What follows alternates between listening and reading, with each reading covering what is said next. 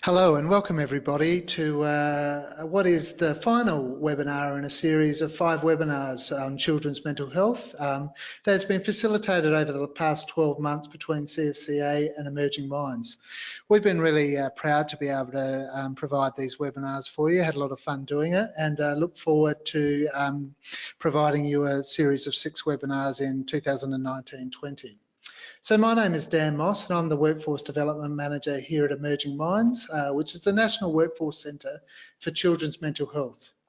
Today's webinar presentation will be about supporting the social and emotional wellbeing of Aboriginal and Torres Strait Islander children through a collaborative community approach. And really glad to be working with Bill Wilson, Donna Down and Ruth Tulloch on this project, all of whom have fantastic experience in working with Aboriginal and Torres Strait communities and being able to provide the right types of services for those communities. So I welcome all of our guests today.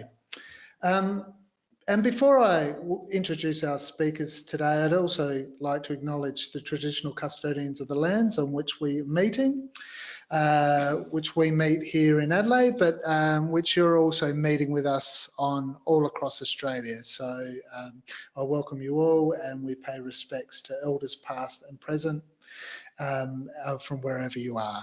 So thank you for joining us. So firstly, some housekeeping details. Please remember to send through your questions via the chat box at any time during the webinar. So we'll be keeping an eye on those questions, and where we can, as much as possible, we'll be answering your questions live as they happen. Please let us know if you don't want your questions published on the online forum following the presentation. So also letting you know that any unanswered questions may be published along with your first name on the CFCA website for a response from presenters after the webinar. We'd also really like to continue the conversation we begin today. To facilitate this, we've set up a forum on the CFCA website where you can discuss the ideas and issues raised, submit additional questions for our presenters and access related resources.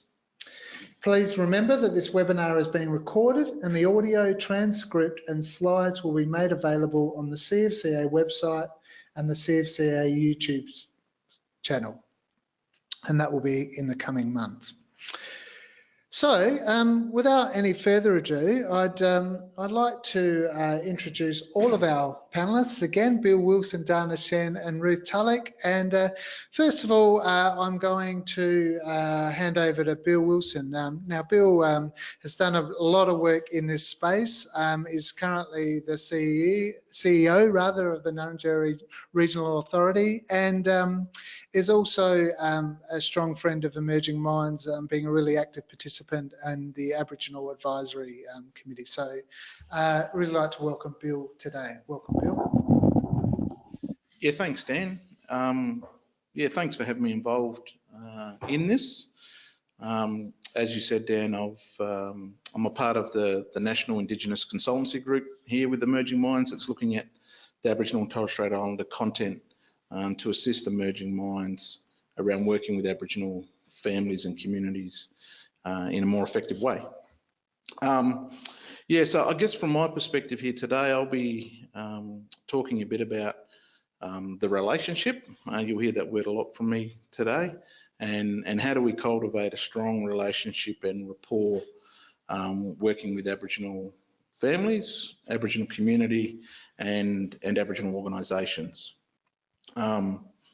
So yeah, from my perspective, and I've had a long history of working with Aboriginal community through a range of sectors, from alcohol and drugs, to working in the welfare system, to working in the Aboriginal health system, more specifically around Aboriginal men's health.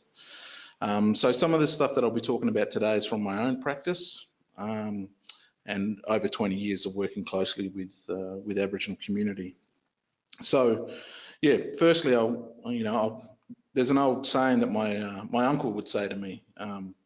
He would say, "Bill, you don't get a second opportunity to make a good first impression." And From my perspective, when working with Aboriginal community, that is really true. First impressions do count. And, one of the things when I'm talking to non-Aboriginal practitioners about working with Aboriginal community, it's about, slowing down, taking that time, and how do you build a strong relationship and a really good rapport.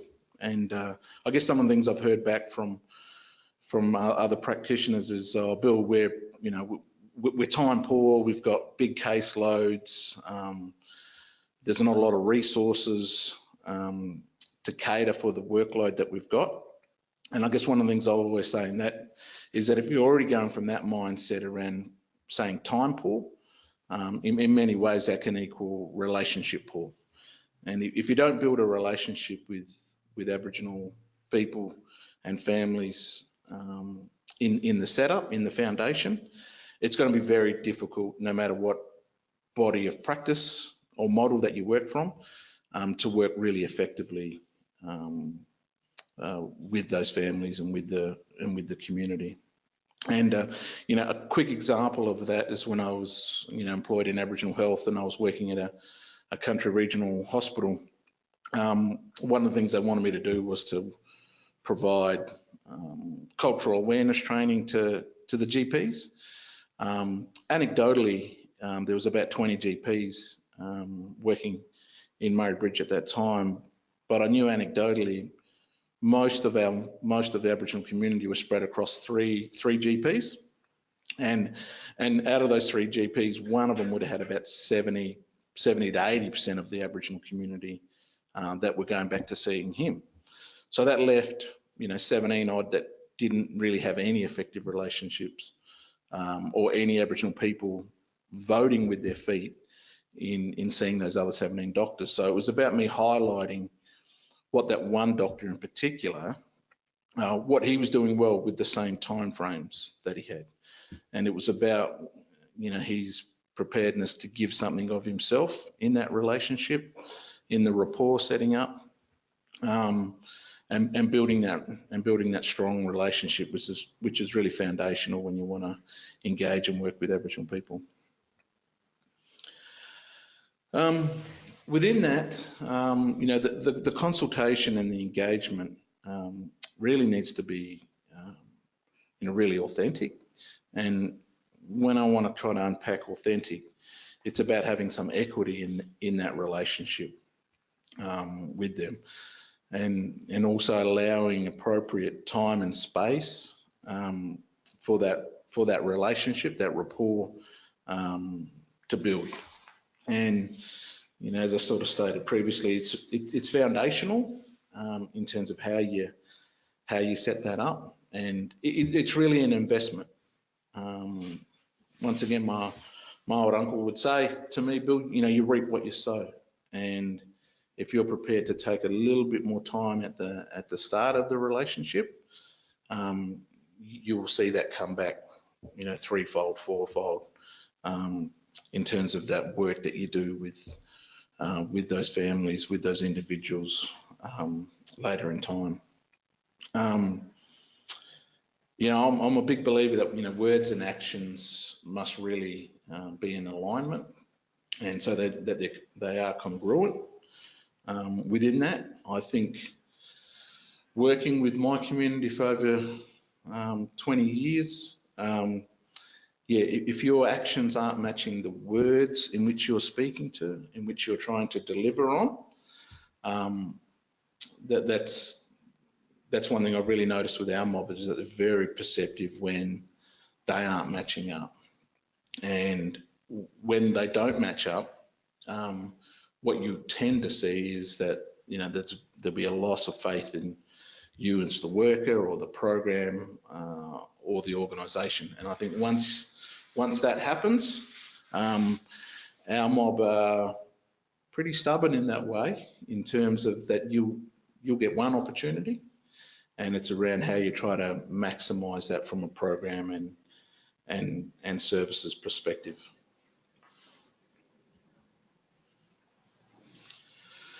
One of the things I always like to say from a practitioner standpoint is that once you get an Aboriginal person or a family come into the organisation, that if you can see them in the context of them being a relational, a spiritual, cultural being within that, and I really do feel strongly that our mob in particular are strong in the relationship, and that if there's no investment in the relationship, then then it's going to be pretty difficult to have successful outcomes in terms of working with them. And I always think the best services that I've worked in can acknowledge that and tap into those two. One, around the relationship, but also seeing them as a spiritual, cultural being as well. And if you can fit into both of those, you can tend to have better outcomes. And I guess some of the things that you've got to check in with them is around issues of culture, cultural identity. What are their cultural obligations within that? What are their obligations to family? Their connection to land, their connection to mob. Who are the important kinship relationships within that family? We know the role that grandparents play, and in particular grandmothers in Aboriginal families, and being quite matriarchal in terms of their level of support to child rearing in particular.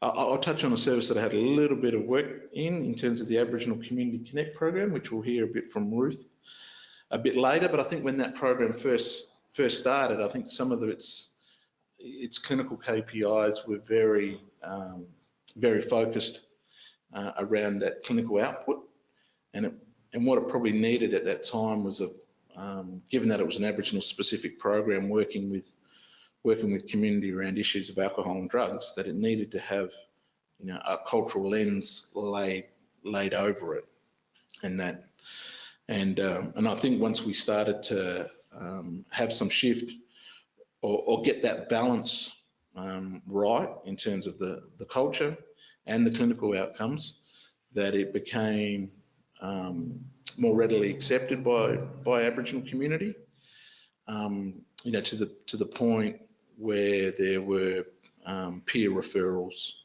coming from Aboriginal people who were accessing that program and who were deriving something quite positive from that program, that they were speaking to family and friends about that particular service. So I think that was a program that indicated that once we got the balance right of culture and clinical, that it had optimal outcomes. And a part of that was some of the cultural assessment tools that were developed, and also around training of non-Aboriginal workers in terms of better engagement with Aboriginal people, individuals, and to work in a holistic sense, to work more closely with the family within that as well.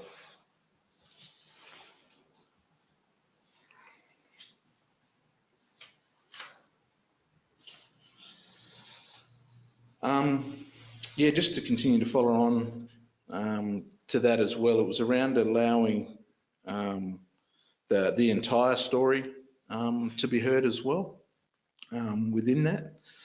And I know as workers or practitioners within that, we want to get into the problem solving as quickly as possible. But I think if we can just sort of sit back on that and just allow the story, their story, to develop and be told organically, I think when we rush into sort of problem solving and switch our mindset to that, we're actually switching off to actually hearing from the individual or the family about what their own solutions might be in that as well. And for me as a worker, I know it's always important. Part of my practice is that if we can have, Aboriginal people and families, being engaged in them self-determining their own issues, that when we talk about long-term sustainability, you know, it must be led by self, or within the family, if we're talking about sustainable change.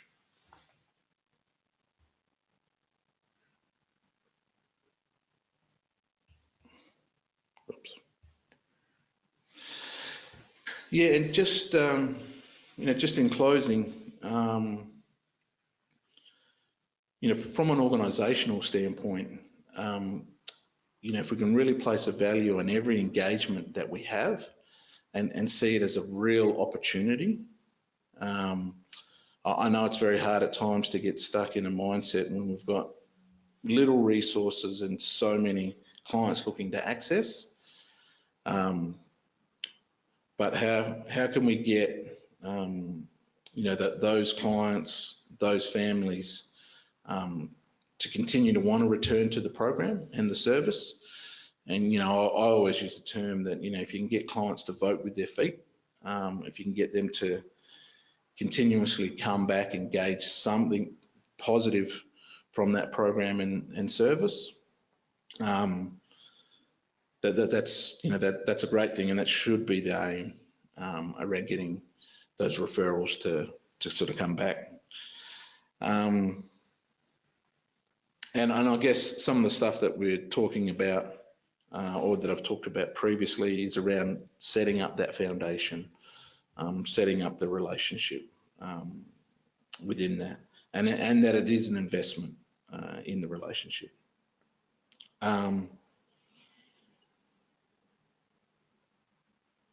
You know, one of the things about our mob, Aboriginal people, that I've found in my experience, you know, of over 20 years, is that you know, if an Aboriginal person has a good engagement with an organisation or with a worker, they're probably going to at least tell 4 other people within their family about it. Consequently, if they have a negative experience with a particular worker or a particular program or a particular organisation, they're probably going to tell at least 6 people about that negative engagement, and that importance, that word of mouth, that can really sweep through an Aboriginal community very quickly, can have a real negative impact upon that program and service.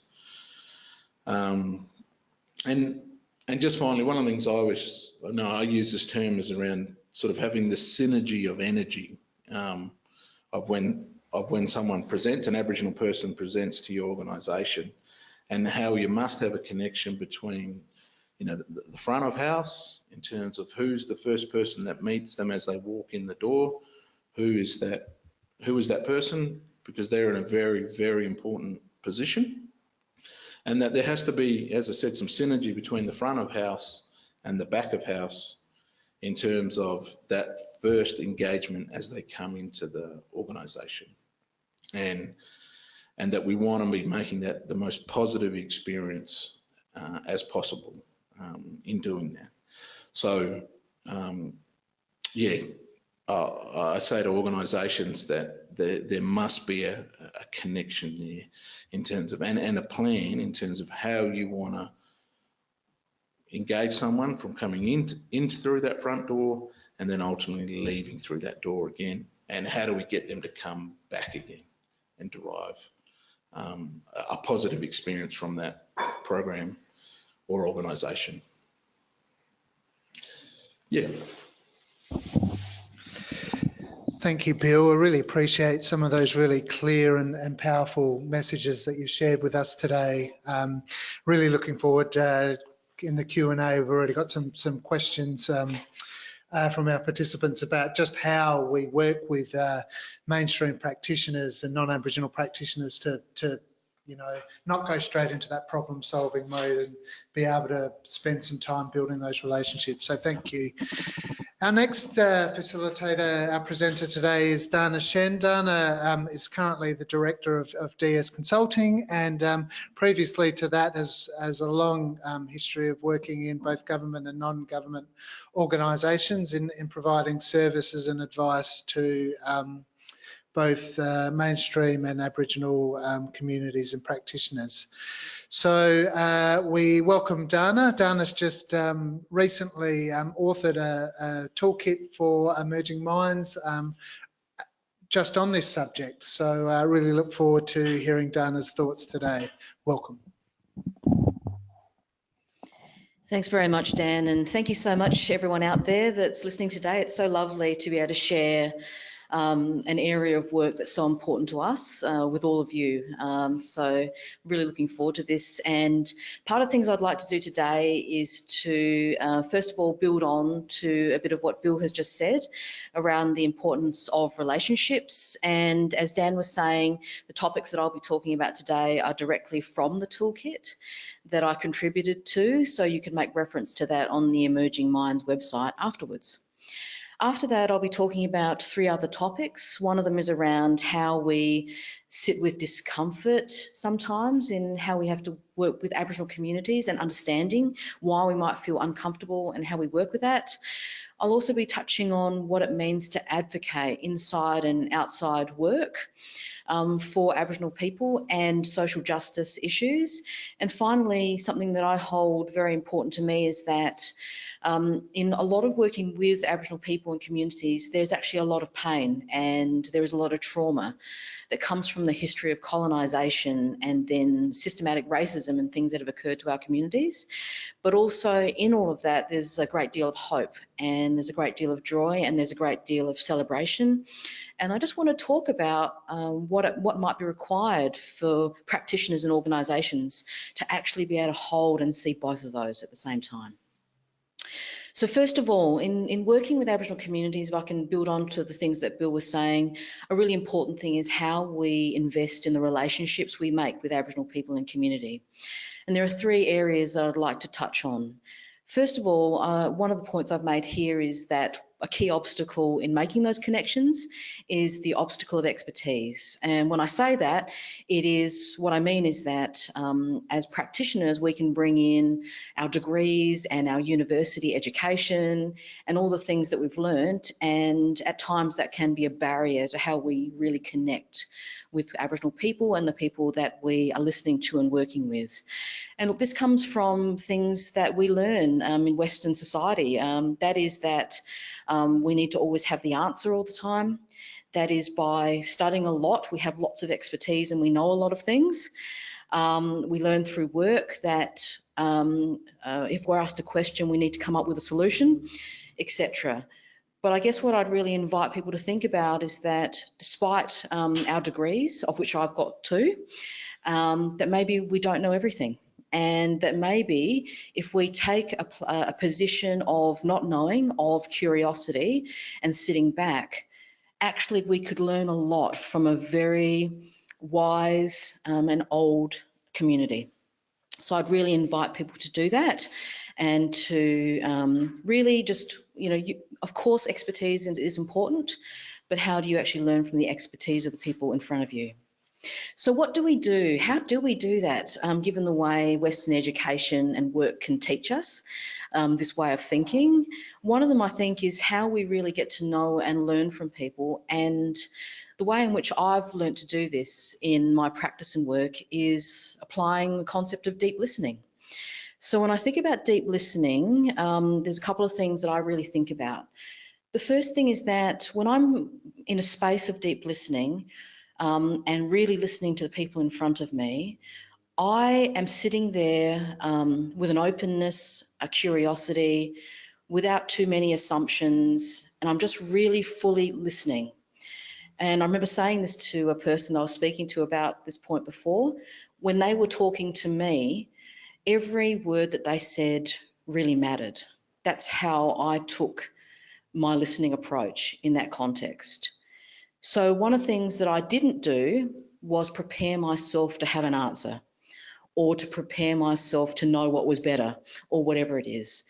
I take an approach that I sit back and listen, and I just allow those words to come into my ears for me to sit with that and to really be present with people.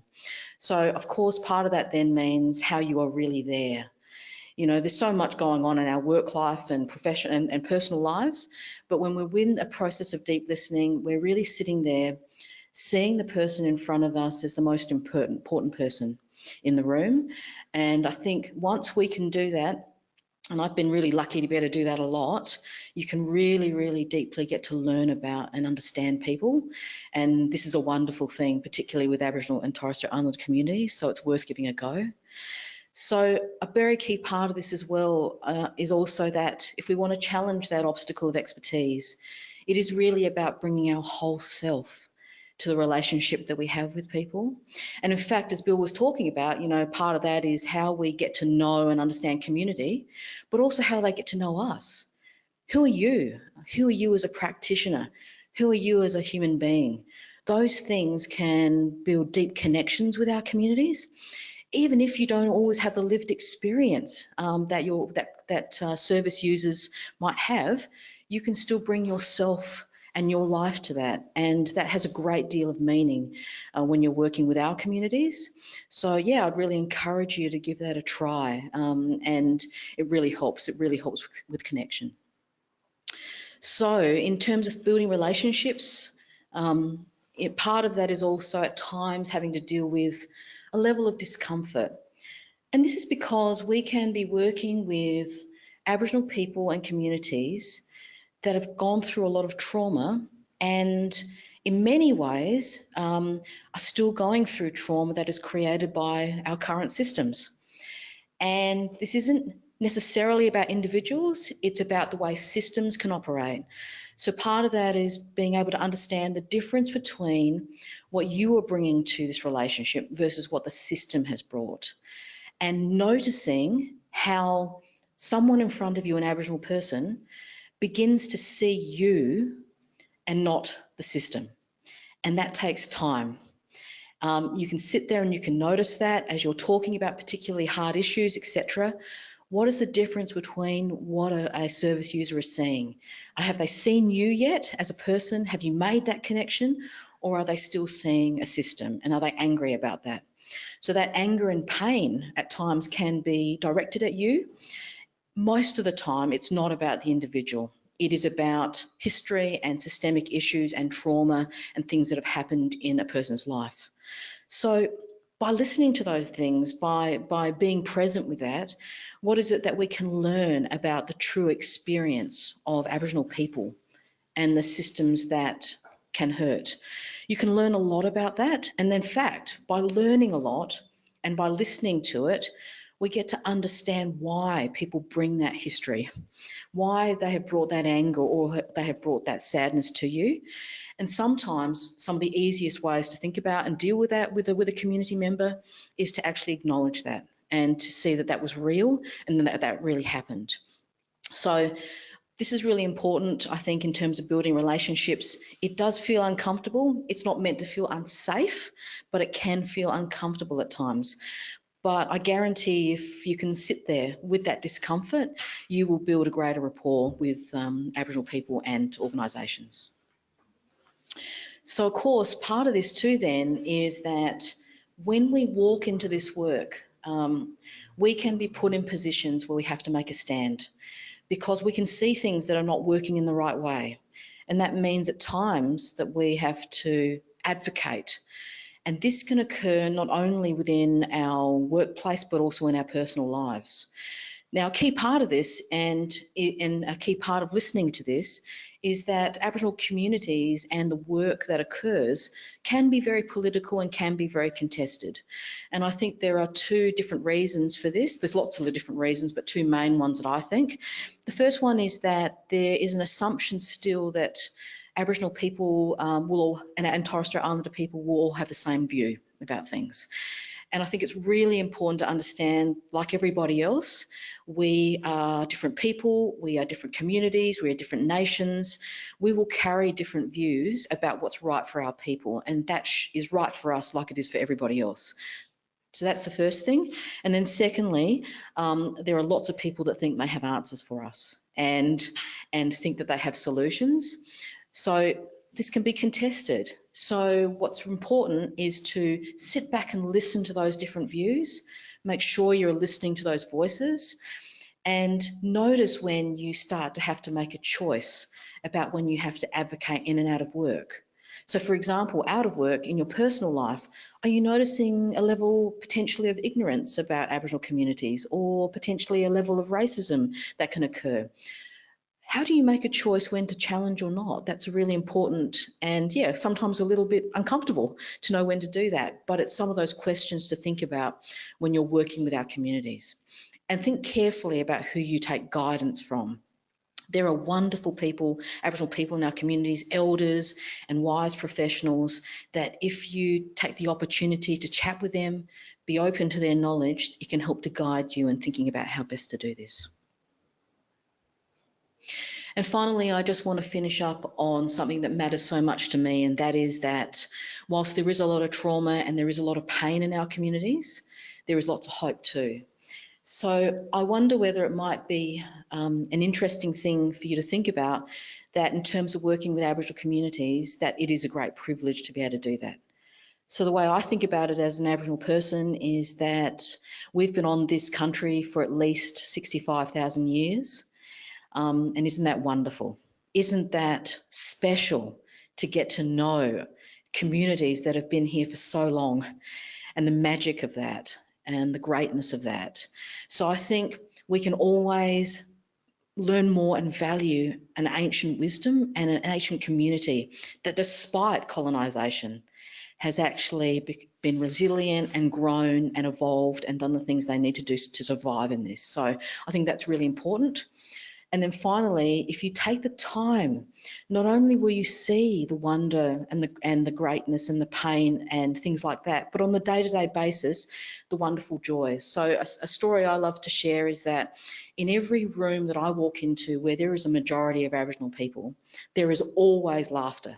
And that can be in the most difficult situations, where we're talking about horrendous things, but somehow people can still laugh. And we're in it together, and sometimes we're crying together. And I suppose my sense is, if as non-Aboriginal professionals who are listening today to this, if you're able to take the time and the space, not only will you be able to build the relationship and support communities to heal hurts, but you really will be able to enjoy that laughter as well. Thank you. Thank you so much, Donna. I found that really motivating, and really appreciate your hopeful and powerful message. So thank you for that. And certainly, as you were saying, if people did want to access the toolkit and those words that you've written, which very much mirror what you've just talked about, that we would certainly encourage you to do that. So thank you very much again. Our third presenter today is Ruth Tulloch. Ruth's got a long history now of working within a mainstream context, the mainstream organisation providing Aboriginal specific alcohol and other drugs and homelessness services through Aboriginal Community Connect. And she's going to talk to us today about some of the challenges and successes that she's had throughout that experience. And really want to welcome Ruth to today's panel.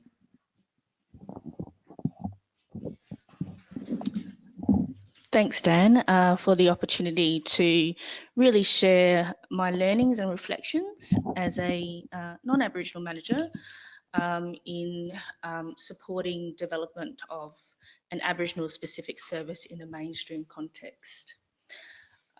So this service that Aboriginal Community Connect that we were developing, the development began in 2014. And was a drug and alcohol treatment service to be set up across 3 country regions and Adelaide, as well as an existing homelessness service working with rural and remote Aboriginal families. I think for me, one of the first key things that I had to do was be really honest with myself.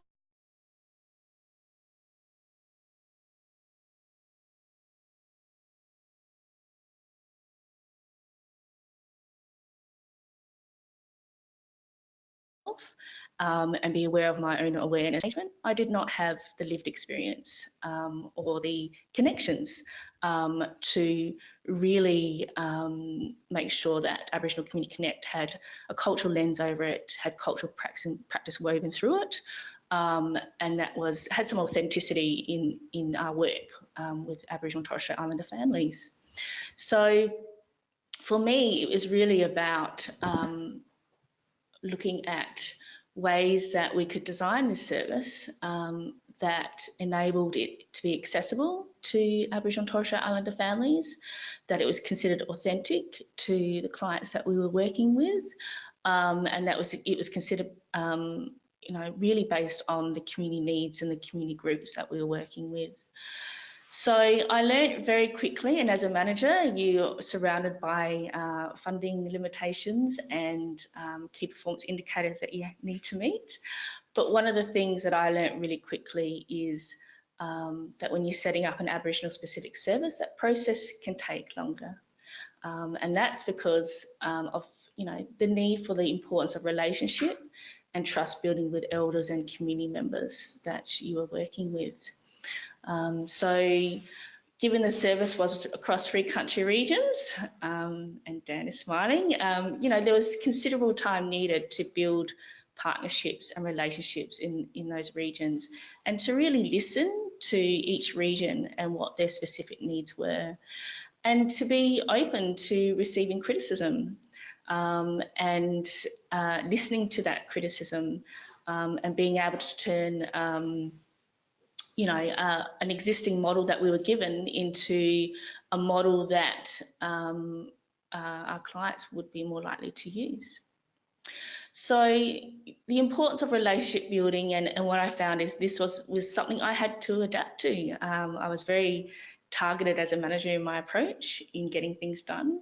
So I really had to value the importance of relationship building with elders and community members, and being prepared that if an elder walked into our service, that I would give them the time and spend the 60 minutes in listening to what community and what elders actually value. One of the things that came key to me was the need to co-design and really let community lead the service and the approaches, just to ensure that we have the cultural authenticity within our service.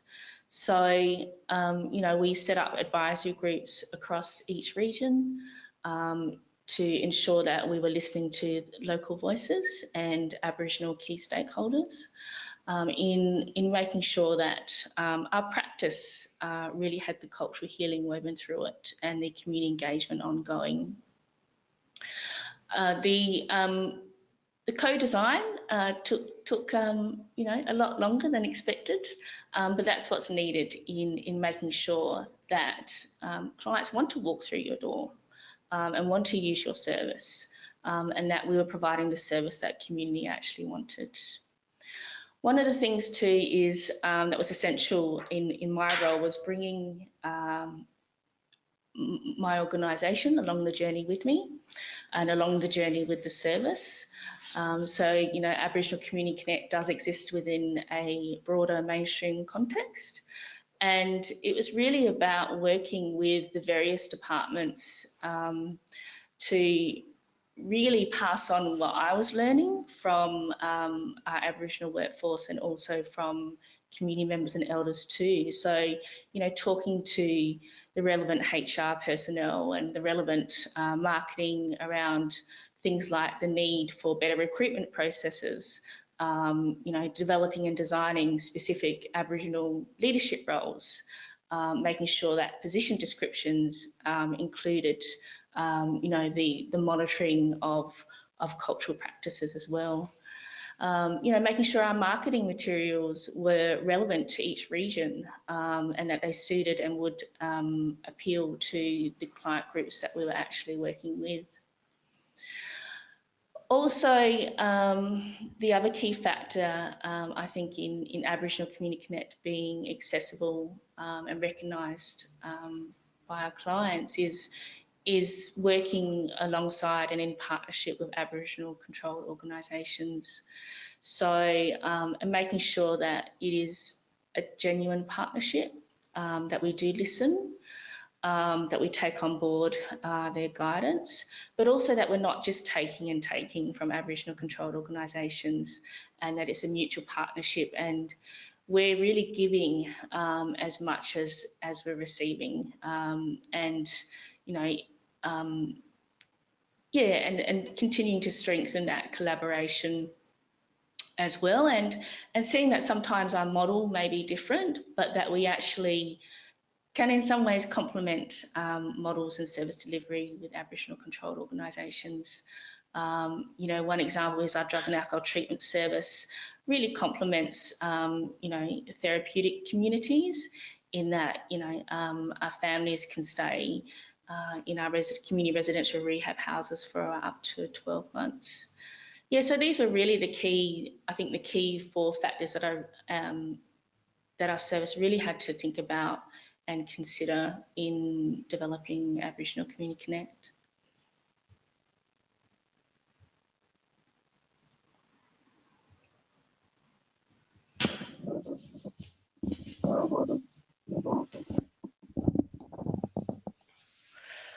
So whilst I've talked more about the development of the service and bringing the organisation along the journey with us, we then had to look at our client work practice. And one of the things that we found was initially we were given a very clinical model, but you know, the feedback from clients and community and staff was that you know, the clinical practice didn't necessarily suit all the needs of Aboriginal and Torres Strait Islander families that we were working with. So we really had to look at all our assessment tools, intake tools, the way that we were doing our case management and care planning, and really evaluate were they being effective in working with our clients. And we found that they weren't, and that we weren't actually getting the information needed to gather clients' whole stories, including the impact of colonisation, what kind of cultural healing clients would like, underlying trauma. So we basically redesigned our tools to be Aboriginal specific and to ask the Aboriginal cultural connection questions. Now that was quite a lengthy process involving both our Aboriginal and non-Aboriginal staff, but also involving clients and community members as well. The other key factor, I think, in having some authenticity within our service was originally we didn't have Aboriginal specific positions, but it became really clear to me that that's actually what we needed, and leadership roles as well. So one of the things we did was we did a bit of a staff restructure, and I know staff restructures can take time, but this was absolutely worth it in making sure that we had Aboriginal leadership roles to provide cultural support and supervision, as well as looking at creative ways to recruit, particularly an Aboriginal workforce. We also had to be prepared to challenge and change mainstream service models. So to give you one example, you know, the original model we were given, there were aspects of it that were quite individualised. And we felt that from what community was telling us that there needed to be more of a family focus. So we did, you know, we had to be prepared to advocate to our funding body for that, and actually change the service model so that we weren't just working with individuals, but we were working holistically with families in the context of supporting children and young people as well. One of my learnings was really, you know, travelling across the 3 country regions, was getting to know the different communities, was that the diversity that exists within the Aboriginal communities themselves, and the different nations, and recognising that you know, quite often you hear Aboriginal and Torres Strait Islander, but there's such diversity in the range of needs, just from even metropolitan to regional areas, and it is about listening to the community that you're working with. Our homelessness service particularly works with rural and remote Aboriginal families. So even the diversity in how you provide a service to families from the APY lands to families from the rural areas, that needs to be taken into consideration into your service delivery as well. So my personal learnings as a non-Aboriginal manager, working alongside Aboriginal staff and non-Aboriginal staff, we have a balance of skill sets and taking the organisation along the journey with us. So I can't emphasise enough how important the ongoing community engagement is in regards to gaining the credibility within your service. And that's not just about attending, you know, the national Aboriginal and Torres Strait Islander events. It's also about keeping your door open to community members at any time who want to come in and provide you with feedback, provide you with ideas, and really generally taking those ideas on board. That realising for me that process may take longer due to the relationship building. You know, we were given 12 months to set up Aboriginal Community Connect. You know, the consultation process took, you know, is ongoing, but the initial consultation process really took 12 months. So really investing that time and making sure that your team are investing that time in providing the best possible service delivery that you can. Reflecting and analysing on your own values when working with diverse groups. And, you know, a lot of the times I had to acknowledge my own mistakes and shortcomings, but also learning and improving from that. And, you know, always wanting to look at quality improvement. For me, it's really important as a non-Aboriginal manager not to speak for Aboriginal and Torres Strait Islander people. And really work alongside to at times be a facilitator in creating opportunities for staff and clients to really advocate for their own needs. I've done a lot of advocacy within my own organisation about the needs of the service, and also the needs that sometimes we do need to be creative and flexible in how we do things. And that's about really finding, you know, champions in the organisation that are willing to listen and be prepared to understanding, you know, a diverse range of perspectives in working with Aboriginal services. But I think most importantly, I think, you know, an Aboriginal Community Connect does have a lot of clients walking through our doors. I think most importantly, it is about putting in some sort of monitoring around your client work practice. I think, you know, Bill mentioned before, you know, first impressions are very important, and disengagement can happen with practitioners if you're not seen as being authentic in your engagement.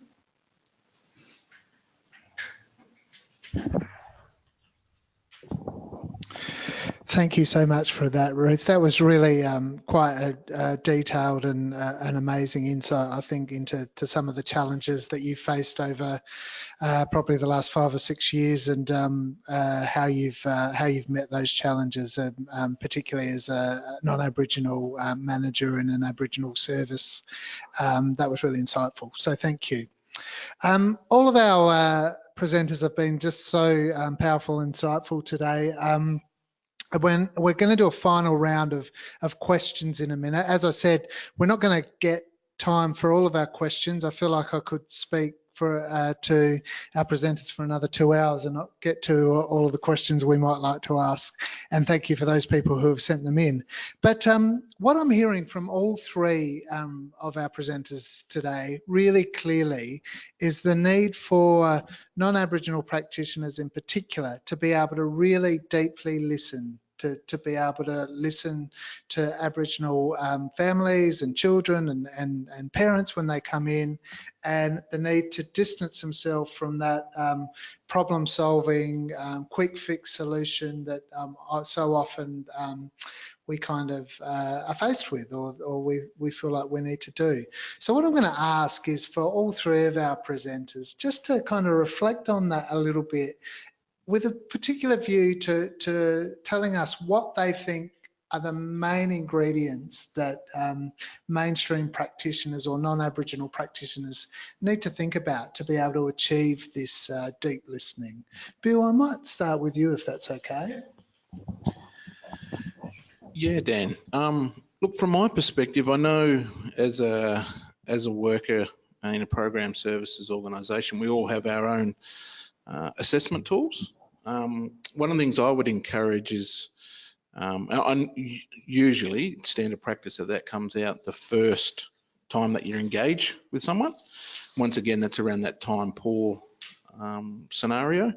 But one of the things I would encourage is to not get that out on the first meeting, and just sit, listen, maybe check in that it's okay to maybe take some notes that you might want to capture. But I would strongly encourage you to park the assessment tool.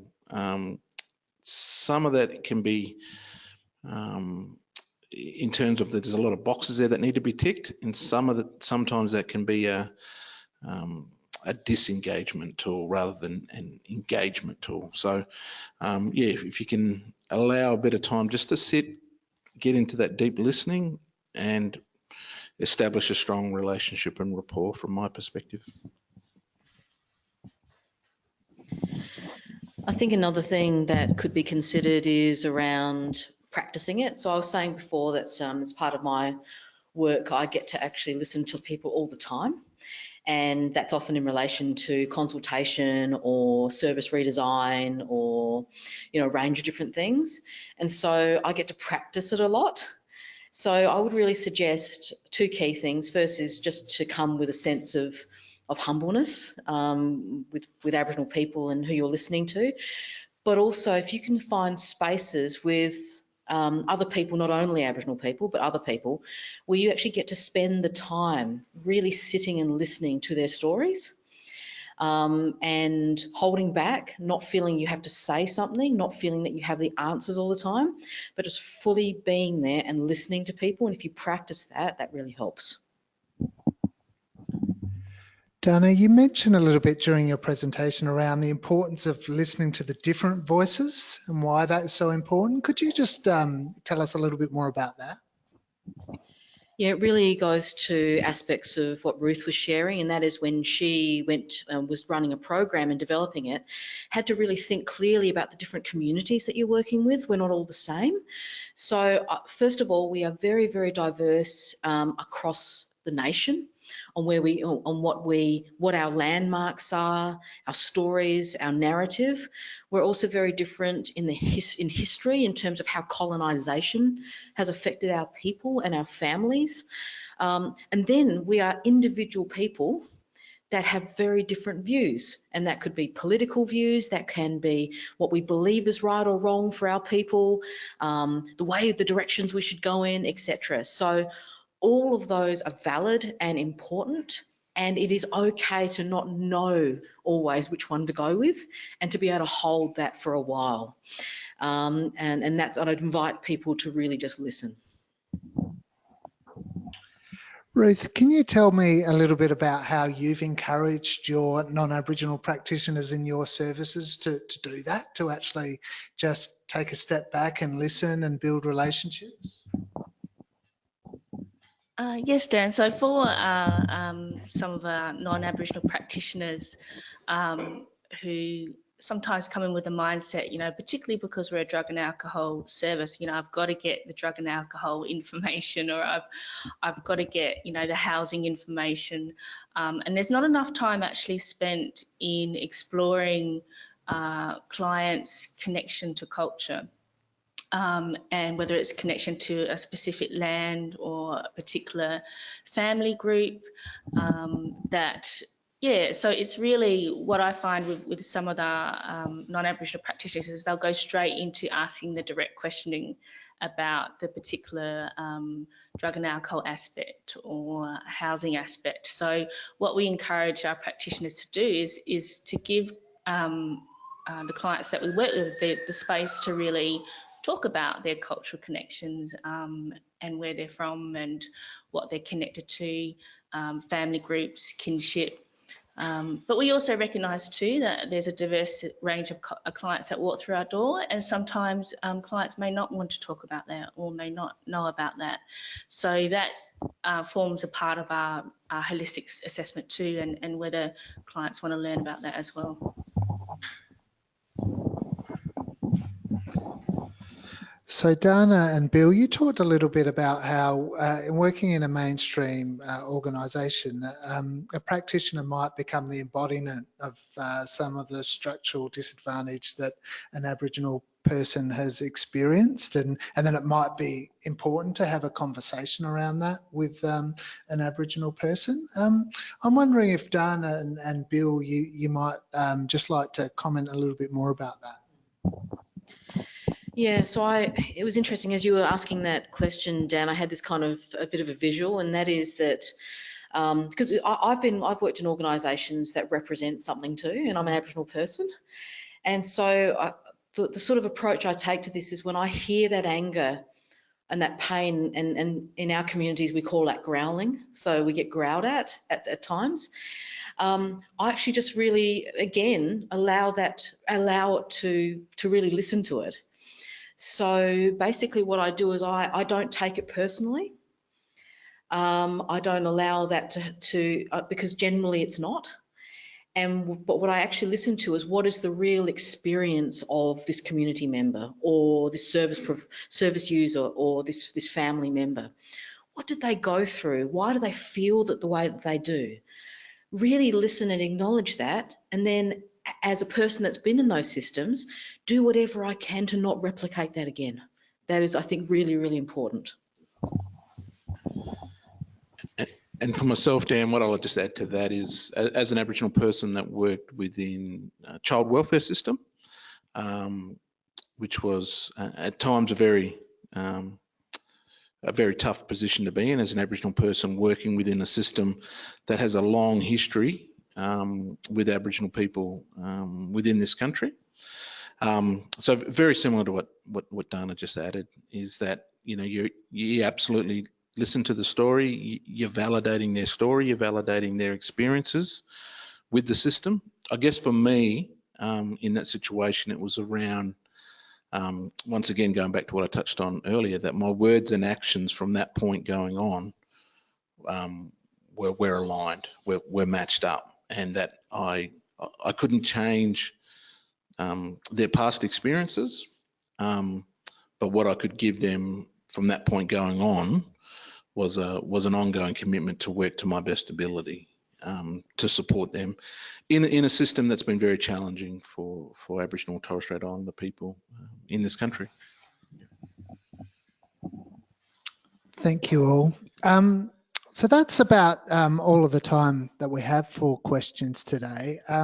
But we really want to make this the beginning of a conversation. So I know that a lot of the work that's happening, particularly at Emerging Minds with people like Dana and Bill at the moment, is really the beginning of a conversation. How can we work, particularly in mainstream services, to think about the challenges, but also to add to the discourse of what works and how we can get better at this, and how we can take it upon ourselves to help accessibility and to join with Aboriginal children and families to hear their stories and to genuinely listen. So if you've got further questions, we'd invite you to please submit questions or comments on the online forum following today's webinar, and that's at aves.gov.au/CFCA/news discussion. So Once again, I'd really like to personally thank our three guests today, Ruth, Dana and Bill. I think you'll agree that their presentations were all really comprehensive, powerful and insightful, and all offered a unique insight into their significant work over a number of years. So thank you to the 500 plus of you who joined us today. It's been great to have so many of you who are interested in doing this work, and thank you again to our presenters, and we will see you next time.